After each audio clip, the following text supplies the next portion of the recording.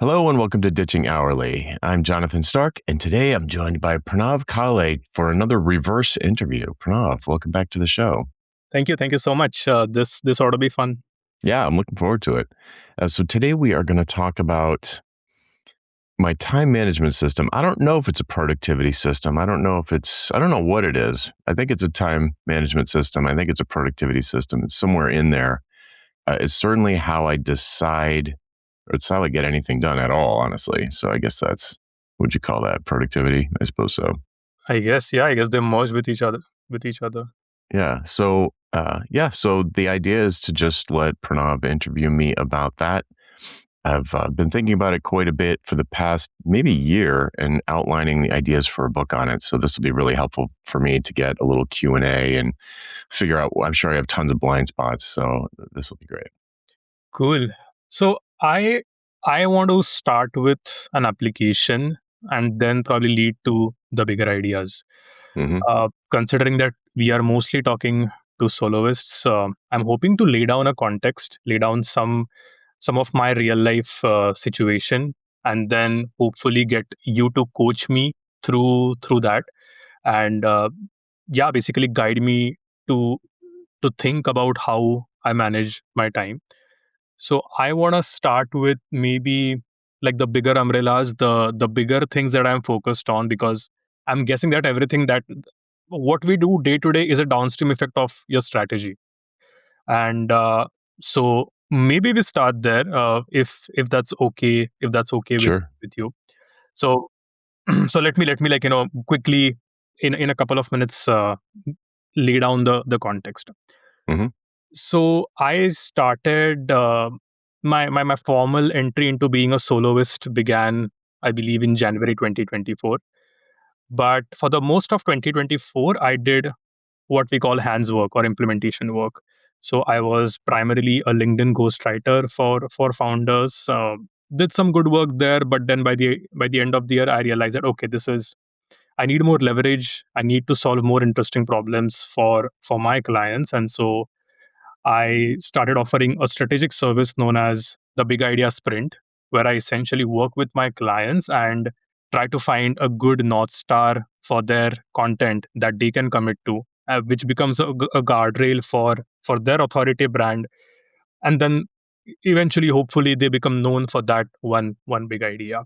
Now, since I got into it in 2025, so it's been what, 12 months now, 13 months, and there has been like a decent amount of service market fit, because there have been 14 paying clients and the clients are happy, and I have a good lifetime value for the clients as well. So it's like, a lot of them are sticking with me as well. So there is like the entry level offer, and then there is the ongoing offer, which I call the thought partnership offer. Now this has created new problems for me, and those problems are that the clients that I sold the entry level offer to, most of them actually, like I said, they decided to continue working together. Now Mm-hmm. that is it's taking up substantial amount of time, which is keeping me from doing other things. And maybe I'll just take a pause here because I want to like take us to a different direction and then come back to this. Mm-hmm. What I realize that for my business, and I'm hoping that a lot of soloists will resonate with this, that for my business, there are primarily three buckets or three umbrellas that I need to focus on, which are needle moving. One is my creative practice, which is where I do a lot of my thinking, writing, content creation for my brand. Because if I don't get smart enough, I will not be able to have smart conversations. I'll not be able to deliver good value to my clients. So that is a very big priority for me.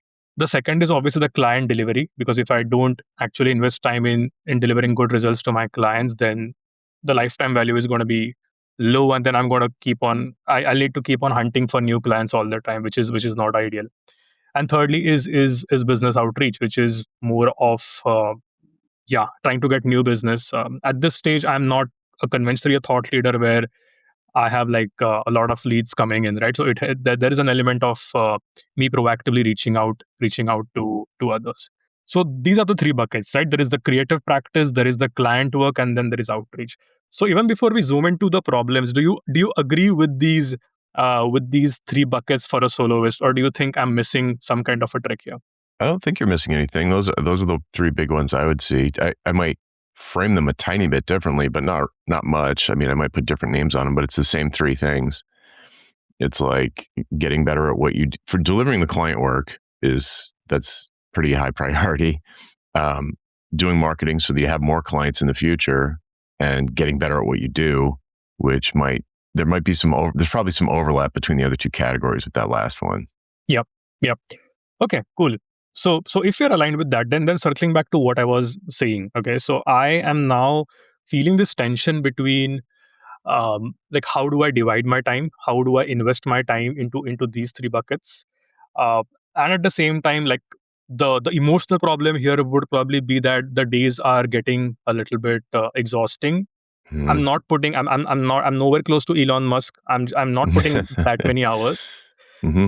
But the mental energy that I'm spending is substantial. So I do feel a little bit drained at the end of the day, and I feel, oh man, I wish I could have accomplished more. And this is not me being able to keep up with my weekly to dos.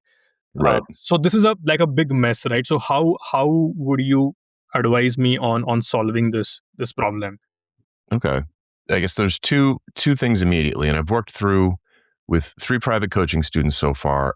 They've been in this sort of situation where they've got too much on their plate and they have this drowning feeling, and they feel like, or they know that things are falling through the cracks.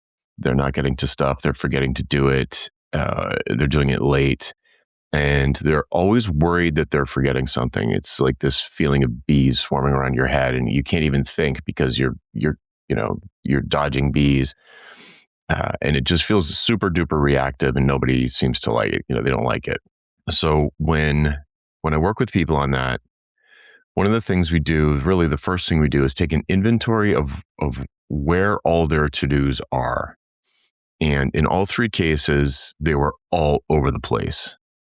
One person literally had behind their desk a wall of physical sticky notes on the wall behind their monitor.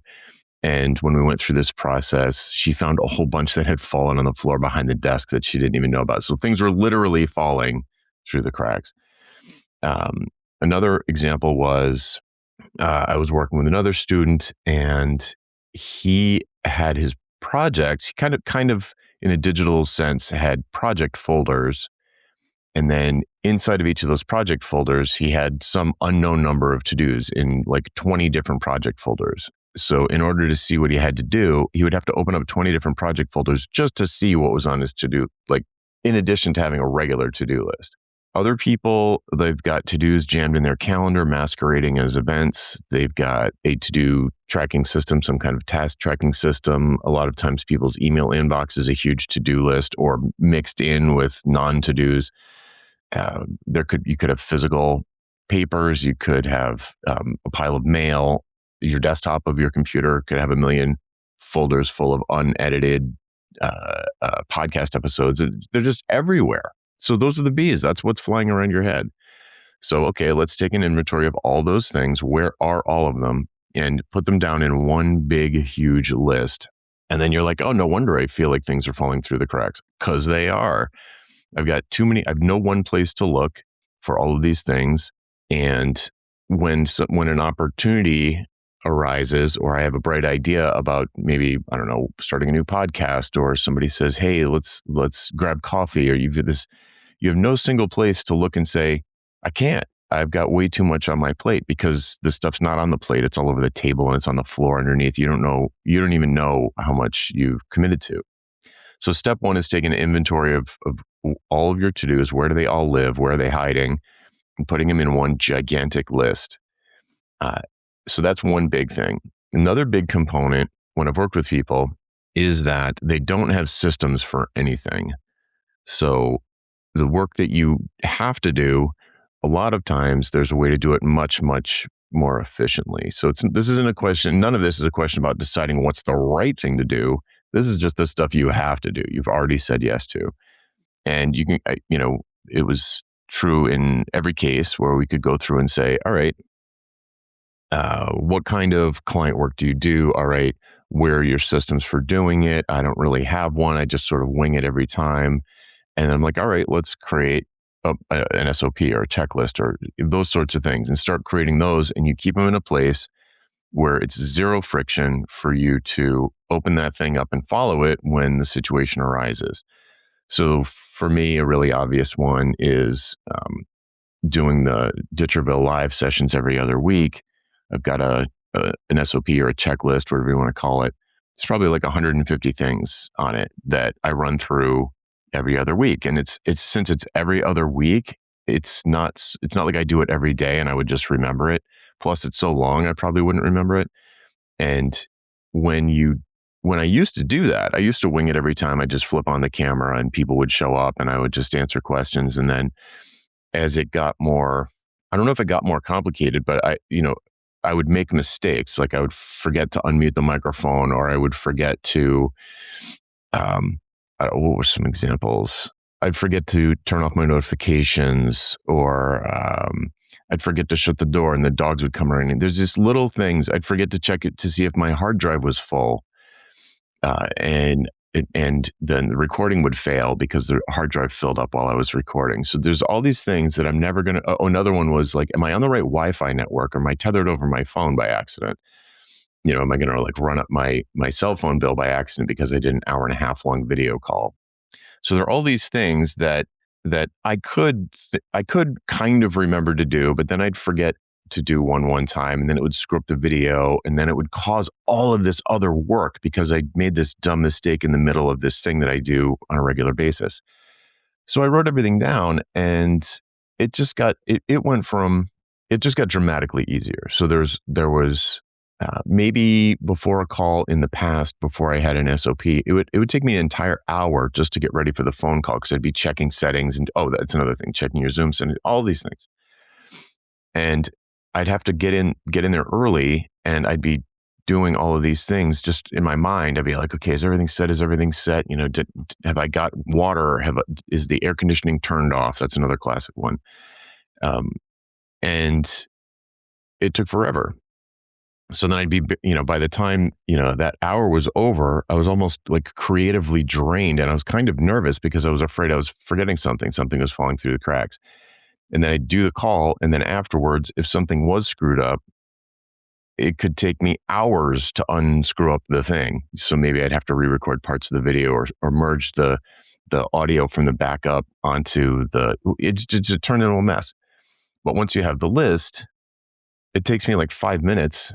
I can just show up. It saves me almost an entire hour just because I have the list. I run through it. I don't have to think about anything. I can be, read. One of the things is read through the questions first, and then as I'm running through my checklist, my brain's kind of like grinding on the answers to the questions, because I don't have to think about setting up Zoom or whatever, because I'm just reading it. So that's an example of taking what used to take an hour, and then sometimes maybe an hour or 2 hours afterwards, like 3 hours, maybe on average 2 hours. I get back in my schedule just by having a process to follow and not winging it every time. So with students, I'd say, what are some things that you do on a regular basis, especially weekly, biweekly, or monthly? Daily, it's usually, if there's a daily thing that you have that's that long, then let's definitely create a checklist. But usually there's not a daily one. But a lot of times there's a weekly one or a monthly one where it's a webinar. They do a webinar every month, or they have to do outreach once a month, or they need to balance their books or close their books. And every single time, it's like the first time they ever did it. So that's another thing. So here's the stuff that I have to do. Now it's all in one big list.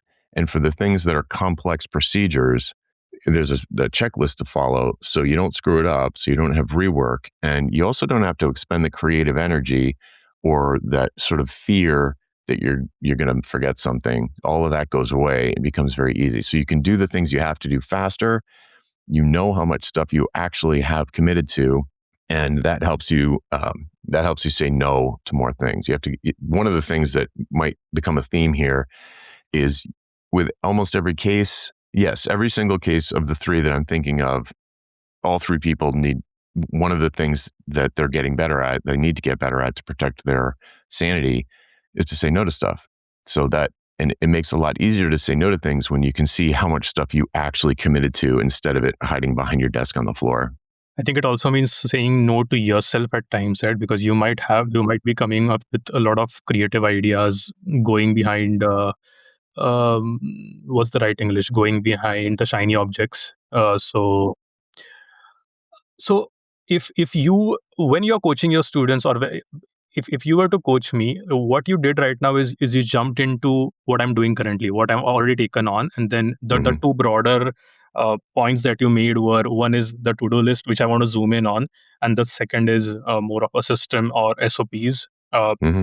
At what point do you, like, is that step number two for you, that okay, now that we have some quick wins, we actually make an attempt to understand if we are doing the right things in the first place? Because I could be still doing wrong things because we have never really made the connection with the strategy, right? Right. It could be. I mean, in the case of my coaching students, we've usually already done that. That's usually the very, very first thing we do. And in all three of these cases, it was someone who already went through that whole process and they knew what they needed to do, but now they needed systems to do it. So that's when this comes in, because then they're like, okay, I know what I need to do. I know what kind of business I'm building toward. I've got a strategy for doing it. But now I'm just like, they're feeling the way you described yourself, where you're just like, I'm exhausted. I'm getting to the end of the day. I feel like I haven't done everything I need to do. I'm feeling drained, all those sorts of things.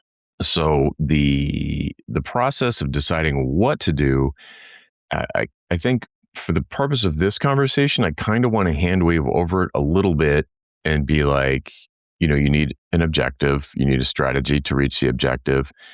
And once you have that strategy, then the things that you need to do become pretty obvious, because the strategy rules out 90% of the possibilities, and then you've only got the 10% left over of what to do. For someone like us, let's say a soloist or somebody who runs a small firm, but I don't even want to get into the firm thing, because then it turns into a management of your employees. But maybe you have a VA, maybe you have someone that does your books, and that's not really a firm. So you're basically a solo professional. You're probably doing advisory style work, or certainly expertise based work. Maybe there's some execution, some hands work, but there's a mix of hands and brains work. And your business model is kind of like that. Um, then it's the situation where since you don't have employees and you don't have a boss, you have so much freedom, and that you kind of need someone to tell you what to do. So the system is set up. My system is set up to tell me what to do when I don't know what to do. Basically, it's like, what do I do next? And I've got a system that will tell me what to do next, because younger me did me the favor of telling future me what to do. So I just give myself instructions when I'm in the mode. Well, I don't want to go too far down that path yet. I feel like I don't want to go on too much of a tangent, but does that answer your question at all? Well, okay. So one last thing to wrap up, I think, to answer your question, you have to do a classic situation. A classic problem is you have to do some kind of business development. You have to do some kind of marketing if you want to stay in business. Full stop. You have to. So that stuff, when you do a little bit of it and then it starts to work, you end up buried in delivery, and then you stop doing the biz dev marketing stuff, and you end up in the feast-famine cycle. That's the trigger. That's the inciting incident for me to have set this up for myself, because I might forget to do the things that I need to get leads. And it's not the kind of thing necessarily. Most people don't want to, let's say, post 3 times a day on LinkedIn, or let's say do a podcast every week, or let's say, release 5 short videos on YouTube every week. So they're really easy to forget to do those things because they feel like they're optional, because they don't produce instantaneous results. Meanwhile, you've got all of these things that you have to do for your clients that do produce instantaneous results, and the clients are going to be angry if you didn't do the thing, or you're late with the thing. So keeping up with that stuff is probably the inciting. That's what caused me to do it in the first place. Is like, okay, I don't want to forget to do marketing. Yeah. So let's assume that we have done the work of identifying what right things we need to do. And Mm-hmm. then you said that, okay, the first thing that you need to do is actually get all of those to-dos in one place. So we'll keep aside the SOPs for now, but let's just focus on the to-dos. Now, Mm-hmm. that to-do list without any constraint or without any rule could stretch, right? It could become a list of 5, 10, 15, 20 things. I mean, there is, at this point at least, we have not applied any sort of logic to it. So Right. how do you do that? Like, how do I take that list and maybe spread it across the week? How do I do that? Okay, so the first thing, where's the best place to start here? So I think the next place to talk about is the calendar. For me, it is very important that the calendar is not my to-do list. It's very important to me that my calendar is appointments that I have agreed to meet, where I've agreed to meet with someone. So if you look at my calendar, it is, I think exclusively an appointment with someone else, not with myself. Sometimes they'll be in there. A couple of other things will come into my calendar, and they're dependent things. It's like dependencies on those meetings. So I might have a meeting that can't be moved unless the meeting's moved. So like yesterday, I had to go to the dentist. So that I've got the dentist appointment. It's an appointment at 3:00. And then I had a 15-minute block before that where I have to get to the dentist.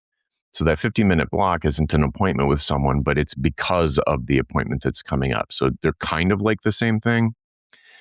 I don't put stuff in my calendar like, a month from now, I put it an all-day event for, I don't know, this is something like I said, I would follow up with Pranav about this thing on this date. That's a to-do, a dated to-do. Don't put it in your calendar. And the reason why is because just the nature of the application, a calendar application, the time goes into it, like just goes into the past. So like the view of the week just goes into the past. Yes, you can scroll back, but it just goes into the past and you're focused on the current day or the current week, the immediate future. And if you didn't do something this week and then now it's next week, unless you manually move that thing, if you remember to move that thing, it disappears into the past. So just the nature of the application, it's even if it's paper, it's just like you flip over the page to the next month and anything that you didn't do on that previous month just disappears.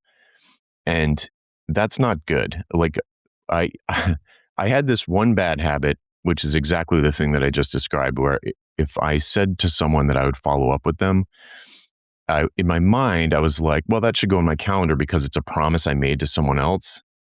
But usually it didn't have to be on an exact date, but I would put it on a date and I'd say, I said I would follow up, middle of January with Pranav. So I'll put that in like January 15th.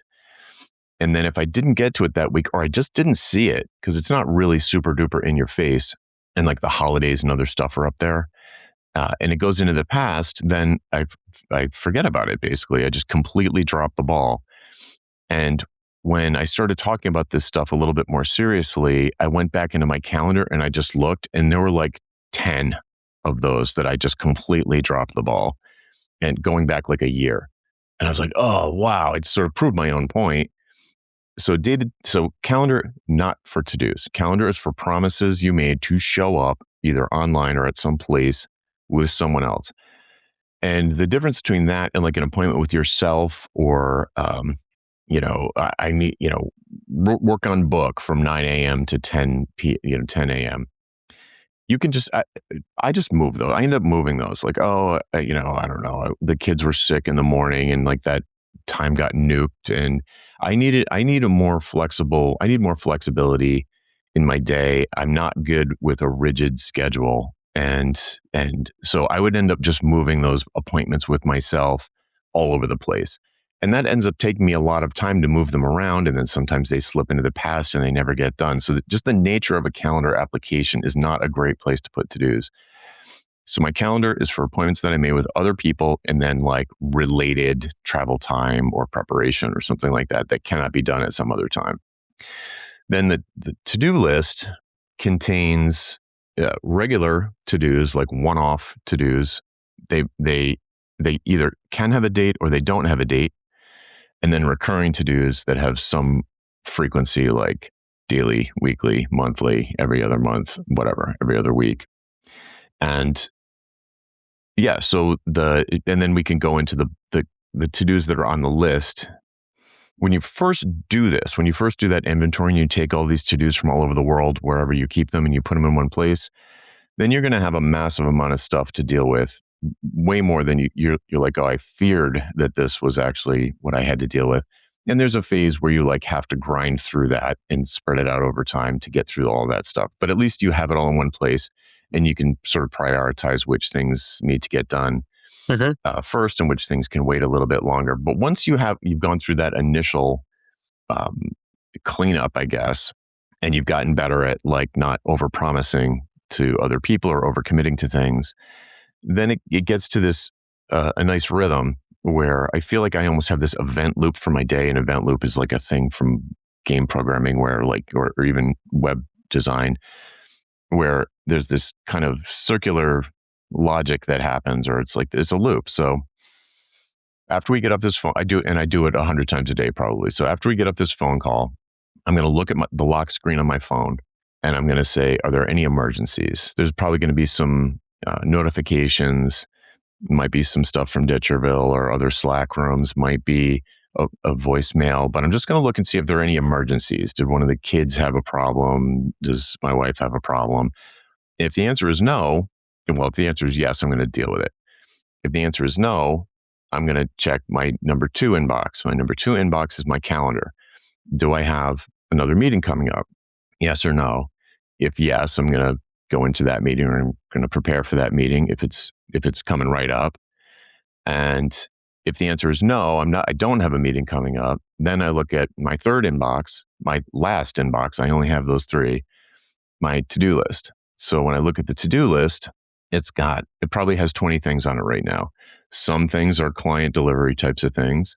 Some things are business development types of things. And then and most of those are recurring, but some of them aren't.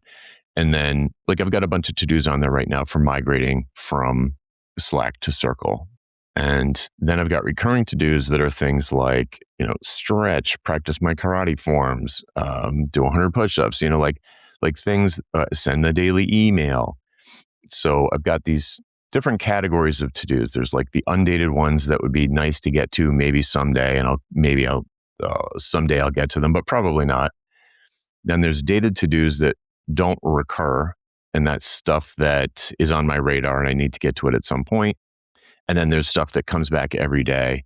And in my mind, those all have a different priority level depending on the specifics of what they are. So if I've got this space in time between this, we get off this meeting and then when's my next meeting? Oh, it's 3:00 and I'm getting off this phone call at noon. So we've got 3 hours. So when I look at the to-do list, I'm like, what 3-hour thing can I fit in here? Or how many 1 hour, or, is there a 3-hour thing that I can do now?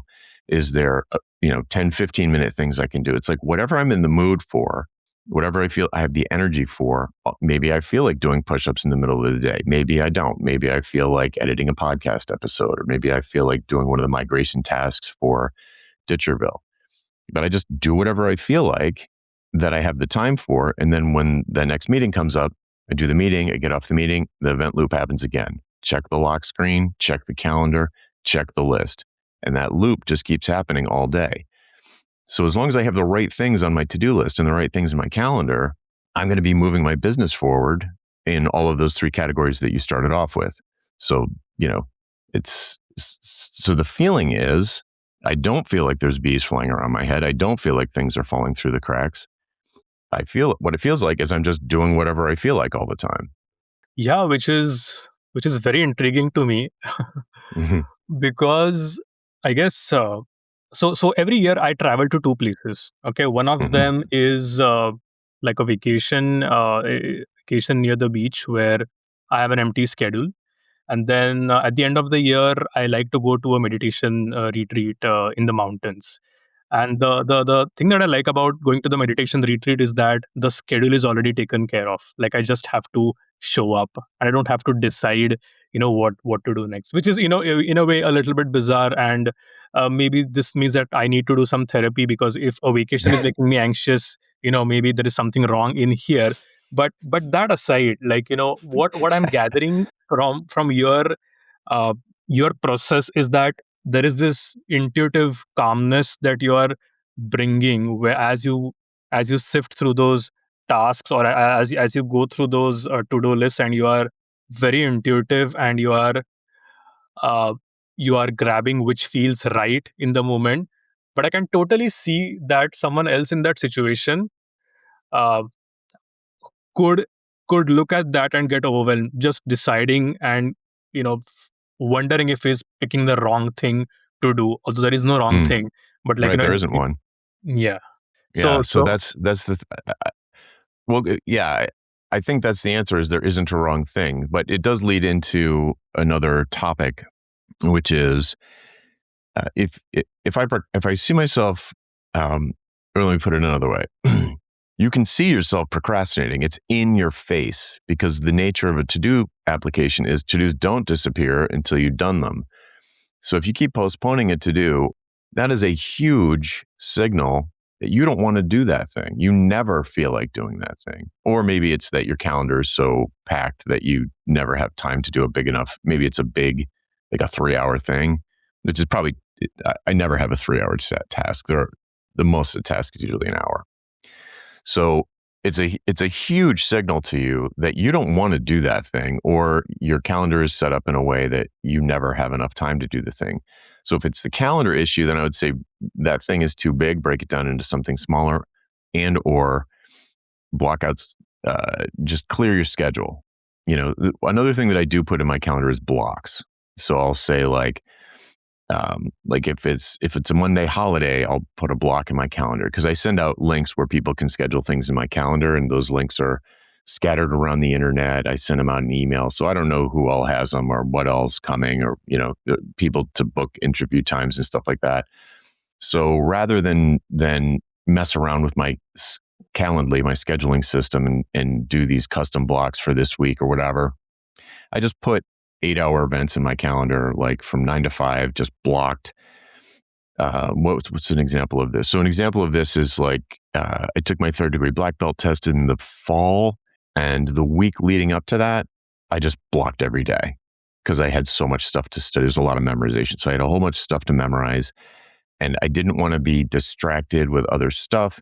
So I just blocked all of those days. So that's not a to-do, and it's not an appointment with myself. That's just me protecting my calendar, preventing anybody from putting in sneaking another event into one of those days.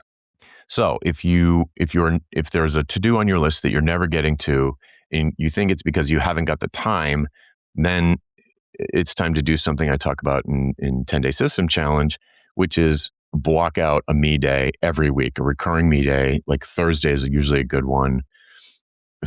Monday is hard. Friday can be hard because sometimes deadlines crash into Friday. So like Tuesday, Wednesday, or Thursday, a lot of times, if you look at your calendar and you're like, I don't usually have like a lot of calls on Wednesday, just block that thing out forever. And then you're like, okay, that is, I have time on Wednesdays to do that thing, because whatever that thing is, now I've blocked out the time.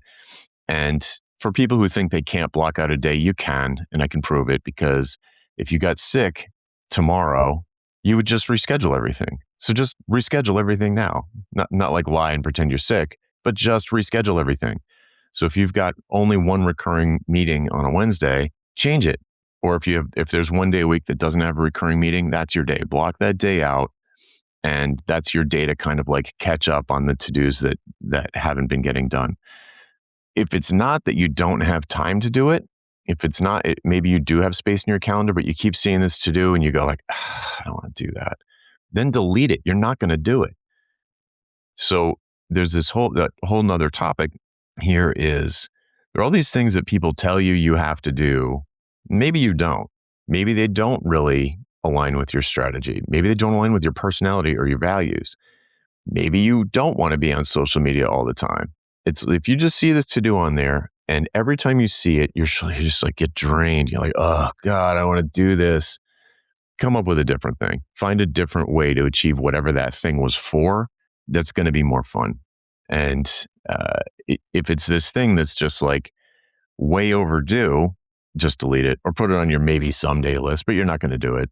because you don't want to do it. And we have the kind of we don't have a boss saying you got to do this thing or I'm going to fire your ass or you're going to get detention or whatever. So it's like we have nothing to go. I mean, if you might as well, if you're taking all the risk to run your own business, you might as well have fun doing it. Yeah. So why put to-dos on your list that you don't want to do? It's like you can just think outside of the box and find some other way to accomplish the thing that thing was supposed to do. You said fun, and even though you have not articulated your productivity system using that word as much, I wonder if subconsciously that is like a north star for you. Like it's like you are depending on. Of course, that is not to take. I don't mean to take it to an extremely absurd level where you are doing things just for the fun of it. Of course, there is a lot of strategy and thinking behind it. But once that is done, what I'm suspecting is that you are letting enjoyment and fun take precedence over other things. So do you agree with that? Not exactly. So I it's not fun's not. I wouldn't use the word fun. I would say I do the next thing on my to-do list that I feel like doing. I might not like it, Mm. but that's different. So what I'm doing really is creating the conditions for it to be easier for me to do the thing than to not do the thing. Uh, So can I give an example from my yeah. own life? Yeah. Uh, One of the things, like just to combine two thoughts, right, or two threads here. Like one is what you're talking about already, which is creating conditions that you feel like doing it. I think that's what you said. Hmm. And on a podcast with Russell, you also mentioned that you are not you don't like you don't wish for that habit to become a habit, right? You create systems for that, so that it becomes almost inevitable. I think that's so. Those two threads are similar, run parallelly in my head. Hmm. So one of the things that I want to do is I want to show up more on video. So I've been Hmm. doing it a little bit, but I'm not very consistent with it. And when you said that maybe you don't want to do it, that's not entirely true, because I love the thinking part, I love the recording part, but I hate the editing part. I hate creating the thumbnail Yeah. Yeah. and putting doing all of that. Like, it's done. Like, my curiosity thirst has been quenched. I feel that I am good now. Just take this off my plate. Hmm. So if, Yeah.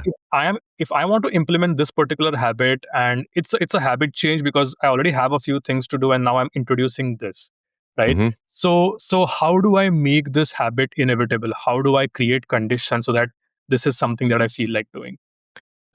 Yeah. So you've identified something important. Like there's a piece of it that you do like, and you don't find you have to really force yourself through some effort of self-discipline.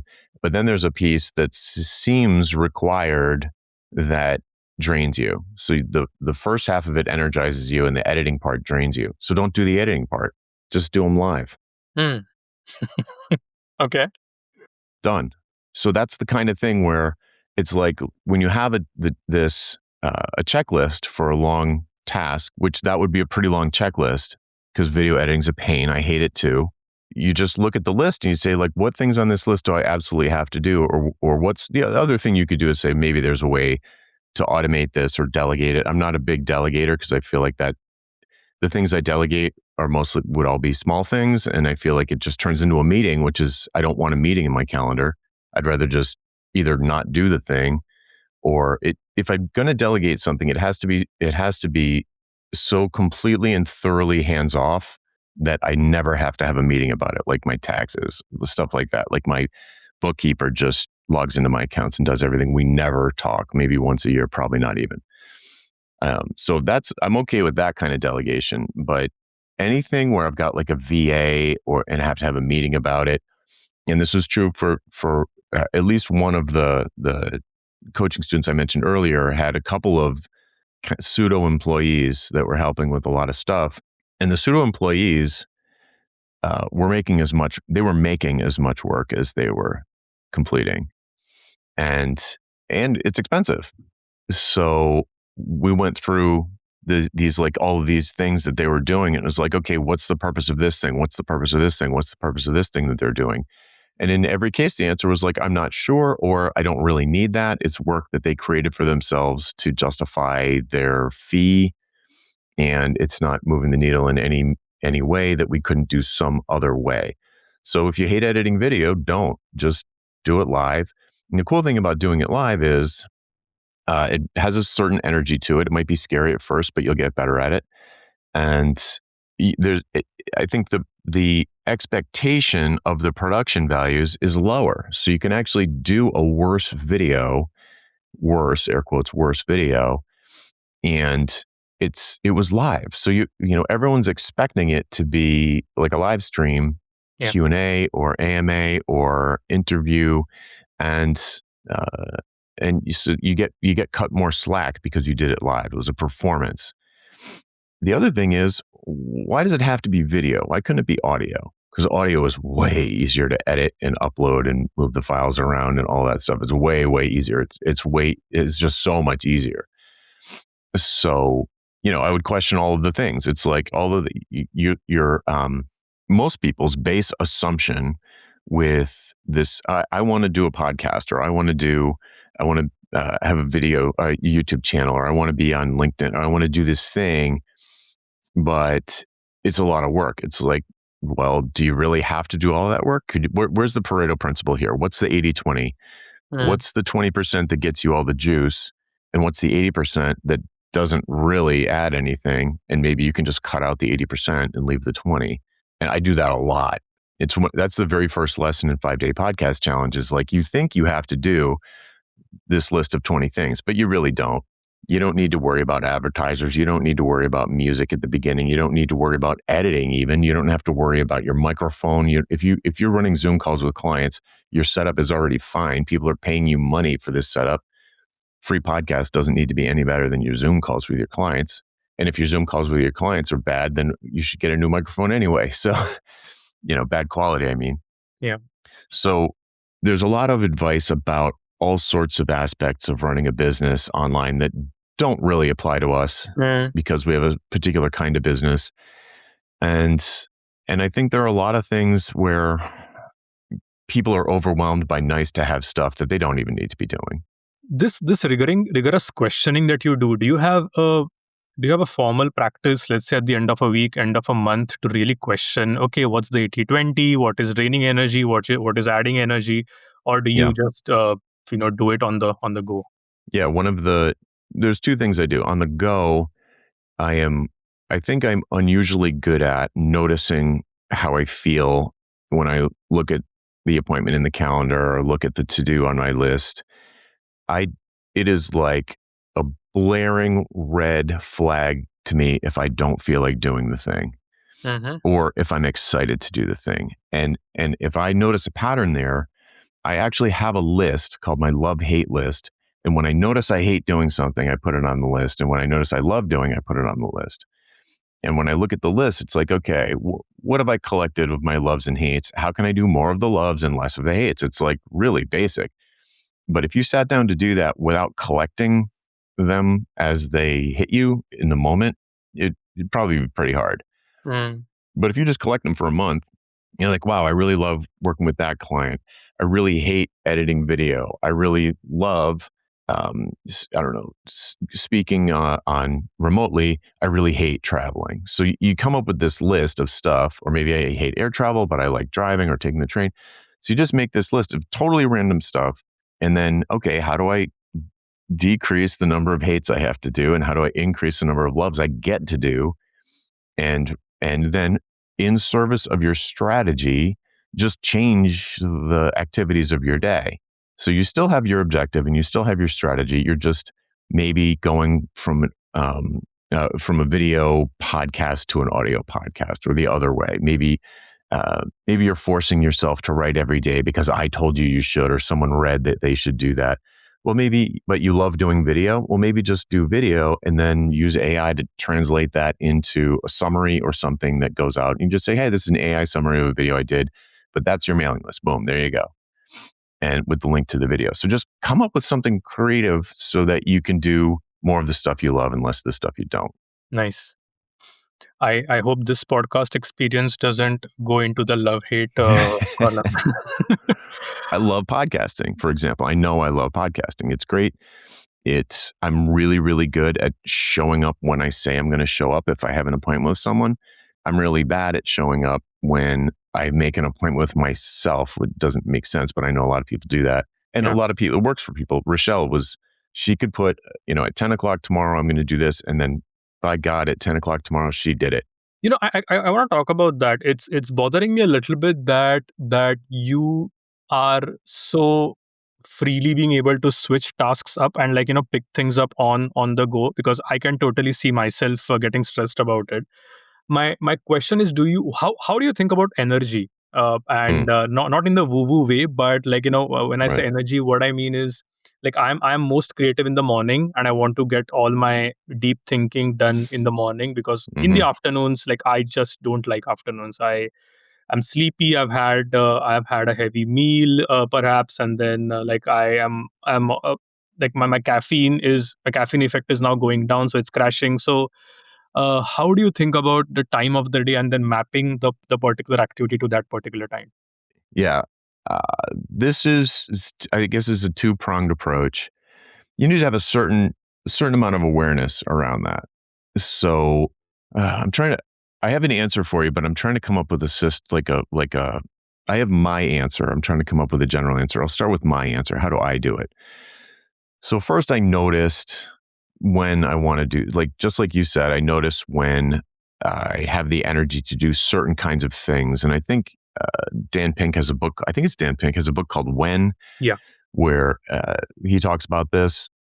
In my sort of world, I feel like it works itself out because when you look at the list, you do what you feel like at that time. So if you feel low energy, guaranteed there's something on the list that doesn't need a lot of energy, like respond to 15 like LinkedIn comments or something like that. That can be pretty brain dead, or clear out your inbox. That can be pretty brain dead. Anything that's really reactive and doesn't take a lot of deep thought is a good thing to do in that, like, after dinner crashing caffeine thing. There's things on my list that fit into there. Could be exercise. It could be, that's a good time for you to do push-ups or sit-ups or stretch or meditate or whatever because I didn't mention this.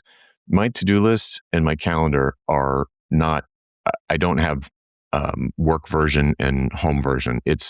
There's just me. I only have one day, and all of my personal and business to-dos and appointments are all mixed in the same place.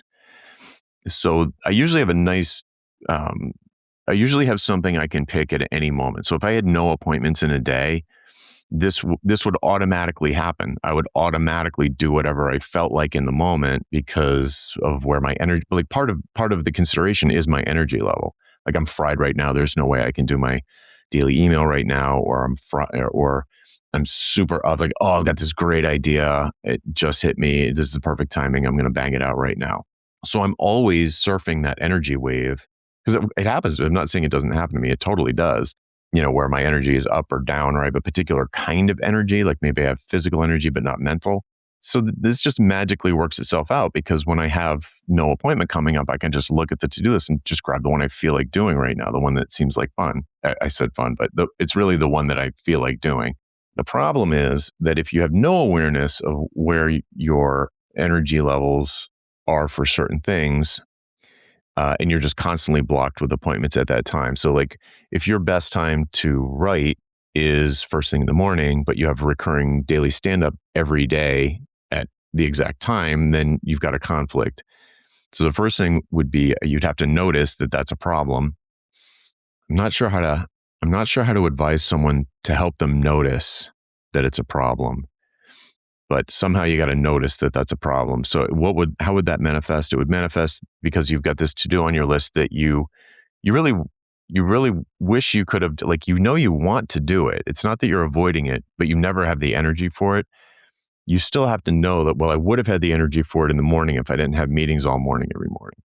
So then it's like, okay, you have to rearrange your schedule. I mean, it's as simple as that. Yeah. How do you think about batching versus planning a perfect day?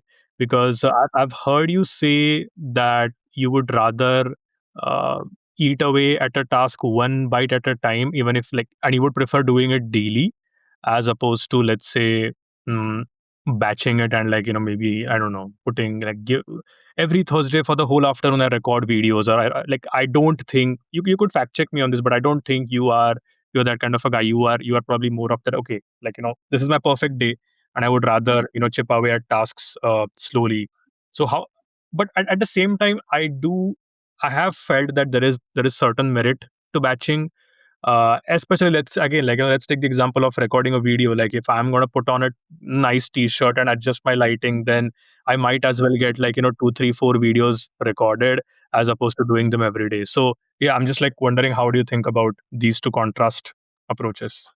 Okay, so there's actually I feel like there's two different situations in there. So batching, I've I've tried it. It doesn't work for me. I like it's kind of like, so here's an example. Um, when I was doing, I was goofing around with YouTube several years. I mean, it's probably 5 years ago now because I can remember the office that I was in. And I had a VA at the time. I was experimenting with that, who would I would put out the word on social media and in my mailing list. If you post somewhere on, I think back then it was still called Twitter or LinkedIn or wherever, with the hashtag Ask Jonathan, I'll the VA will search those two platforms and collect all the questions, and then I would go on, and then I would answer them, and then post them on YouTube as individual question answers. And it was like I was basically copying a thing Ask Gary V, and I really like it. I love answering questions. That's on my love list. When people have questions, I love answering them. It's great. I like it a lot better than just like opining. Like, that's why I said yes to this. I'd much rather have someone ask me questions and try and answer them based on their context than come up with like theory and just say like, oh, this is the basic idea. So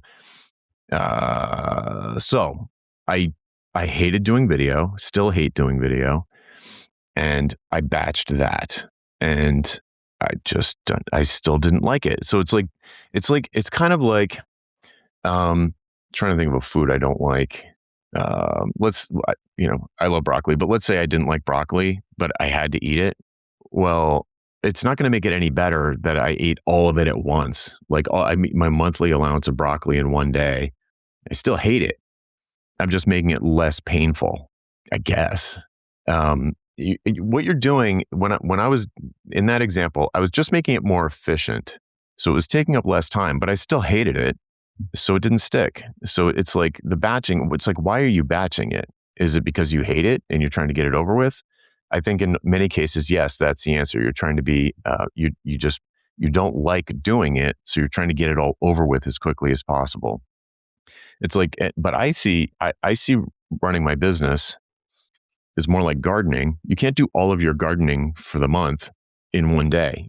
It has to be spread out over time. And that's the way I like to do it.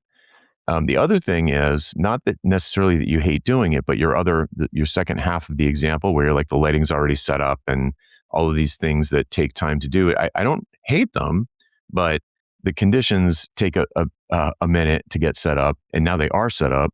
So shouldn't I just batch the things? And the answer there is maybe yes. But I wouldn't call that batching. That's just being efficient. So I don't think batching is necessarily an efficiency thing. I think it's more like I don't want to eat my broccoli. So I'm just going to, but I'll force myself to eat my broccoli, but I want to get it all over with at once. The other thing, I can give you an example from my life. So every other Thursday, I do like a video call for Ditcherville Live. And, whatever, shave, take a shower, get gussied up, have some lighting, get the camera set up, I get everything set up. So then after that, if I was ever going to do like, let's say I was going to do more like lives on, let's say I was going to do more video, then after that call, I could right there, this is a good idea. Right after that call, I've got all of these questions that people just asked me.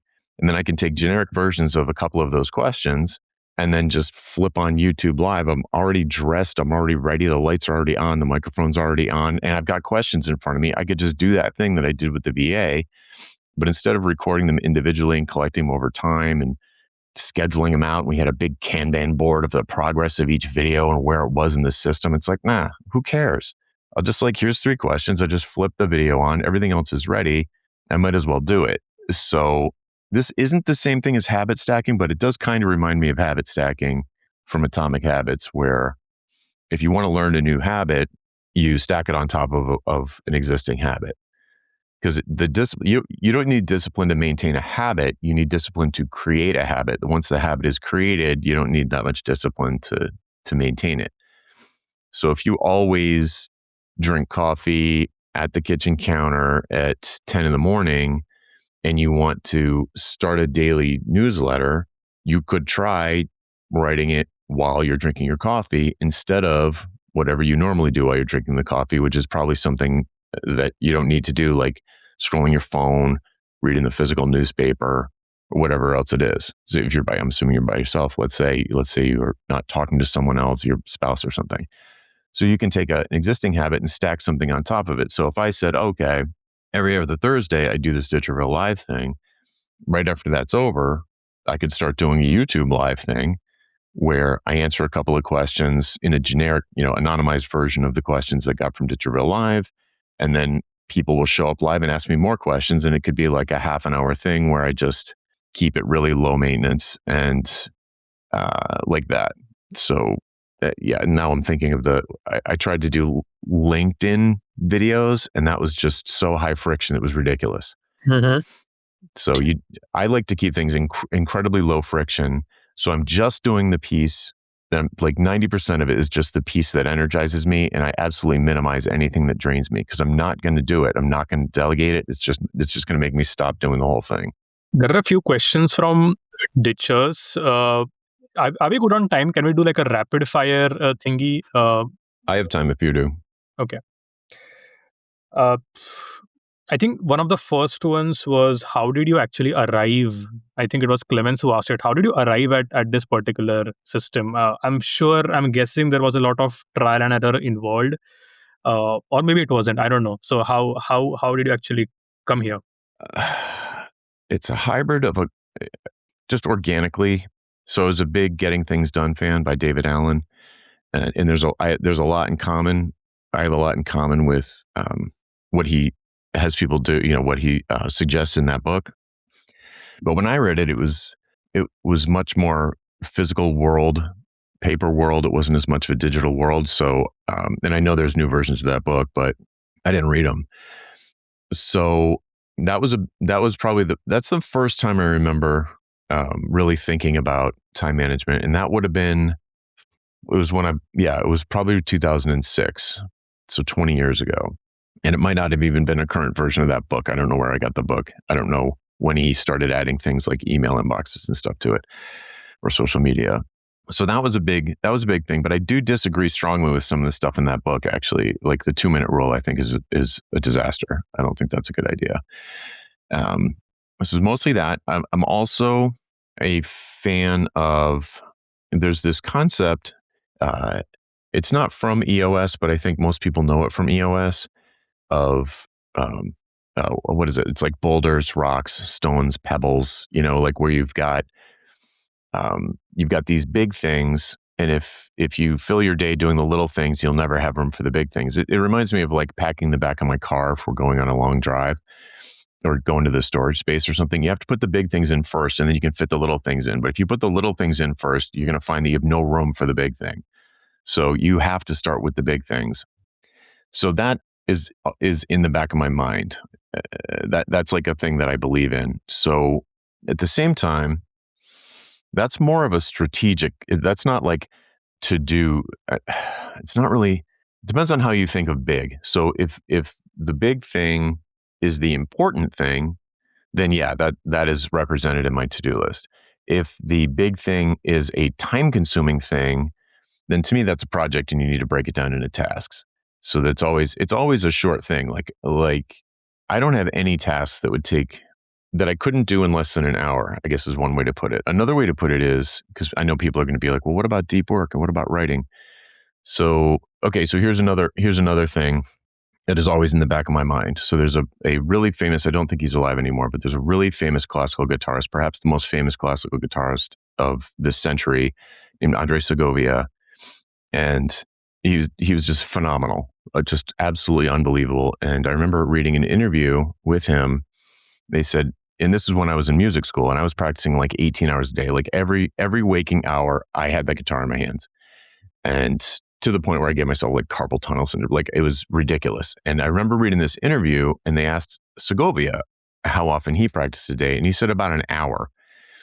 And that was so opposite of the way I was operating that it blew my mind. And the interview is a long time ago that I read this, but it was basically he was like, you can, he's like, people will play the guitar for 5 hours a day, but only about an hour of it is really moving the needle. Only about an hour of it is really making an improvement. He's like, so just do that hour and get rid of the other ones. And that would just like hit me like a ton of bricks. And I still believe that's true. Like if I was going to write, I don't think you could, like deep work for me is writing.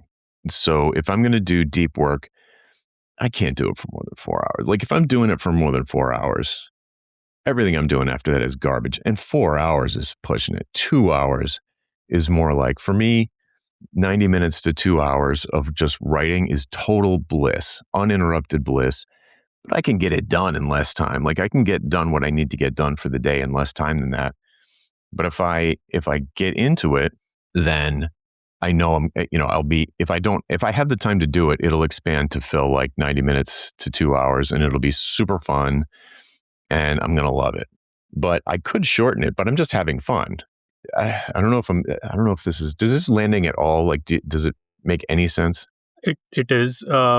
It's already taking me to very interesting places. So I do want to touch upon this one particular thing. So when you said you're practicing for 18 hours a day, right? Yeah.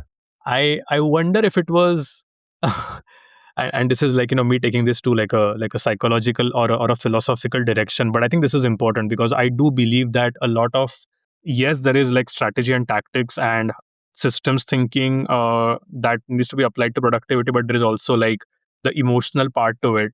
Because I can totally, and I put myself in this category that even if I've had a productive day and if I'm used to working, let's say in the evenings, but I'm taking the evening off, a tiny part of my brain would go, like, will the gods punish me now that, I'm like taking the Yeah. time off? So, circling back to you playing guitar for 18 hours, I wonder if it was genuine love for the guitar or there was like an element of fear there, an element of, I don't want to fall behind. Uh, yeah. There was a lot going on back then. Wasn't fear so much as drive. So I get very obsessed with things. More so when I was younger and I didn't know what to focus on. So okay. So I mean, anybody thinking that way. So it reminds me of technicians, the technician mindset from Michael Gerber's book, The E-Myth Revisited, where he says there's three personalities in a business: the entrepreneur, the technician, and the manager. And the technicians, and really all of them, think without them the business couldn't exist. But you actually need all three. But each one of them thinks the other two are not adding value. They're the only ones adding value. Anyway, I work with a lot of technicians. I was a technician in the software space. I thought managers did nothing but waste my time and interrupt me. And the boss didn't, I didn't have any respect for what the boss, not the person who was managing me, but like the founder had no effect on my day. They didn't do anything. And when I went solo, when I went to the firm, or when I was going to quit a regular job and go work at an agency, I felt like if I just got better at my craft, software development, I would have a successful business. And I think it was the same when I was in music school. If I was just a God guitarist, like God level guitarist, I would be successful. Because what I wanted to be like, have a career in music. I wanted to make a lot of money playing music. And I thought that the way to do that was to just like be glued to my instrument and be a virtuoso. And even at the time, I should have recognized that dopey. That's a dumb way to think, because like there were hundreds of kids at the school who were way better than me and graduated. They still lived around there. They were just like absolute gods, and they were still struggling. They're probably still struggling. You know what I mean? Like, being great at the instrument is not necessarily going to do anything for you at all. Like, there are other things you need to do.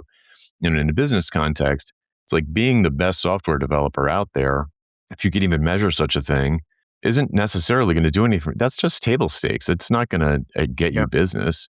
So you have to do these other things like marketing, for example, or, at least positioning yourself as something to someone. How do we get on this subject? You asked me why I was so obsessed with playing that much, and it was because I thought that was the only path that I could see from where I was to being a rock star. Mm-hmm. And I was on the wrong path. Like, it was, not only would I have hated being a rock star because I don't like being interrupted, and you just constantly be getting interrupted if you were famous. It was a horrible goal. The whole thing was horrible. I just had fun. It felt fun. And I was like, oh, I would like to do this I would like to do this all the time. Therefore I have to get paid because I won't have time to have a job. So it was just complete, like, 18-year-old fantasy. But I don't think, so here's the gods punish you though. Like, oh, if I take the night off. Yeah. If you trust your system, I think it will help with that. I think so. Because when I look at the thing that makes me feel like the gods are going to punish me is like when I skip 2 days in a row of a recurring daily to do. That's the thing. That's where I'm like, you're a bad person. Like, you need to be doing this. Like, what's going to happen if you stop doing this, and you just miss 2 days in a row. So it's like, to me, that's the red flag. So if I did the thing today, if I did all of the things today that I was supposed to do today, then I am off the clock. Like, I can do whatever I want. Like, the feeling is almost, it's definitely that off the clock feeling. It's that, like, Friday night work is done that I used to have when like I waited on tables. Like, there's nothing to do. Like, there's nothing to think about after you got off a shift waiting tables. Like, you were done. Know, there's no like making up for anything you screwed up. There's nothing to study for the next day. You are off the clock. And that's how it feels like when my daily to do, when all of my to-dos are done, it's just like, I almost don't know what to do. Yeah. Cool. And I think we'll wrap up with this one, because I think this is a good one to end. This question comes from Carly, who says that how do we like take this and shape it as per our personalities? Because it's clear that I cannot just take the Jonathan Stark productivity system and apply it to me, because I might have different preferences. Maybe I don't like to write for 90 minutes straight. I like to write for 45 minutes, then do some shallow work for 30 minutes and then come back. So how do we sort of break it down to first principles and, like, still have the best parts of your system but adapt it to our context? Yeah. I do think that this system is, I think I said this already on this interview, but I think it's best for people. It's like, this is not a system for someone who's working a 9-to-5 job. Maybe for your side hustle outside of work, but like if you have like a 9-to-5 job the way I did, which I only ever had one really, you're just getting interrupted all the time, and like, you weren't really in control of your day. And I don't know, I don't think this would have worked in that situation. This is for people who can design their whole day. So that probably means self-employed, and it probably means no employees also. It probably means that you're not getting interrupted by employees. So this is probably a soloist time management, task tracking system. It's very, very flexible, and it's based on how you feel at any given point in time. So if that is not enough structure for you, you're not going to like it. But I feel like there are already tons of productivity systems that have lots of structure. This is for people who that doesn't work for. So it's very unstructured. It depends on, it's for maximizing how you feel. It's for maximizing your energy at all times and doing stuff that is going to energize you in the moment and decreasing things that are going to drain you. So I feel like for people that have, if you have extreme ups and downs in your energy level, that's probably time management's probably not your issue. But in terms of making sure you get all of the things done that you need to get done to grow your business, and no one's in charge of you, and you've tried structured approaches and they haven't worked, then this seems like a really good fit to me. I mean, I don't know that much about ADHD specifically, but I have a sort of general understanding of it. And to me, this seems like I don't think she said ADHD in that thing, but I think there was another question that had something to do with that. And this seems perfect for that, because to me, it's almost like productive procrastination. Like I've always got something to do that maybe there's a thing that I probably should do right now because it's due tomorrow and I didn't do it yet. But when I procrastinate, I'll do one of the other things from the list. So it's like I'm always chipping away at the list, even when I'm procrastinating, which it feels weird. But I think that with ADHD, you like context shift a lot, and this seems perfect for it, because you can context shift like crazy and still get things done. Yeah. And see that you did progress that day. Like you can see that you did. Yeah. So I guess I would say try it and see if it works. But if really structured calendar based systems have never worked for you, then they never worked for me either. So this seems like an alternative. Yeah.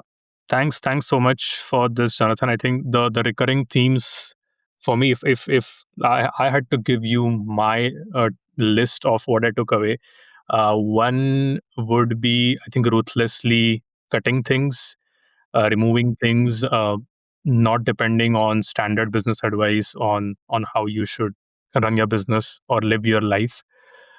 Secondly, is being aware of your energy levels, and making a note of that, noticing how you're feeling and trusting yourself to pick the next task depending on what would probably energize you in that moment.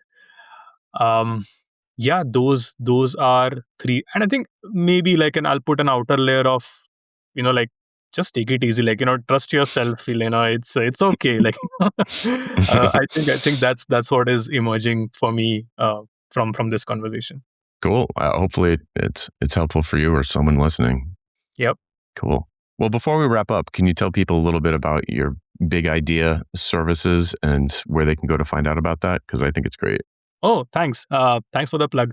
So it's a 4 week sprint. I'm also sort of toying with a 1 week version where I work with Soloist. I take them through a process, and because all of us have a lot of expertise. If I had to take your example, Jonathan, I know you have your hands in multiple places: positioning, publication, pricing, proposals. But all of them are unified by a single idea, which is hourly billing is nuts. And I think that's what I help my clients do. I help them find their one true big idea, because then not only does it unify their content, but it also helps people know them by that one idea. So they can find out more about this at pranavkale.com, which is PRANAVKALE.com. Great. Awesome. Well, thanks for hosting me on my own show. Thank you. Hey, this was fun as always. Cool. We'll do it again sometime soon. Yep. Bye-bye. Bye. All right, folks, that's it for this week. I'm Jonathan Stark, and I hope you join me again next time on Ditching Hourly. Bye.